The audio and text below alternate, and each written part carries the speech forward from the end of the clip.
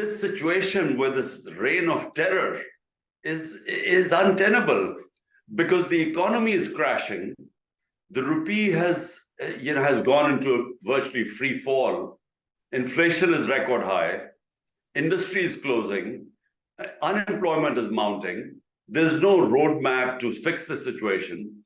The only roadmap this government has is to crush PTI, and crush it because they know that whenever the elections, PTI will win. There's no justification for 10,000 plus workers in jail and the entire political leadership in jail. And the ones who are not in jail are all in hiding right now. So this sort of crackdown I've never seen in my lifetime. It was really the army running the show. It was running the show. It was General Bajwa who removed my government. And so even though he had removed my government, I did have dialogue with him because we wanted elections. We felt that the only way Pakistan would have a political stability is through elections, and political stability would lead to economic stability because the economy has crashed. The economy has gone into a tailspin now. So therefore, the whole idea was that we should always have dialogue with the main stakeholder, which is the military. We never made the police do the sort of things that are going on right now. They go in the middle of the night and break people's homes.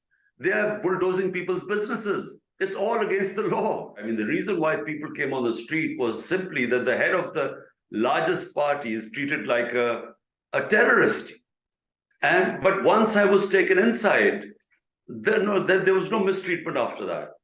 But it was just those visuals that sparked off the protests. My point is that without rule of law, Pakistan is not going to survive.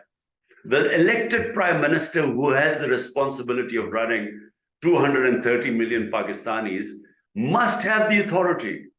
You can't divide the two. It can't be the responsibility lies with the prime minister, but he doesn't have the authority to impose the rule of law. This is what happened with me last time. I had the responsibility, but the army chief had so if he did not want anything done, I couldn't do it. So if I wanted to bring the powerful under the law, and he didn't, because he, for whatever reasons, he just didn't think corruption was that bad a thing. So I couldn't do anything, and I failed there.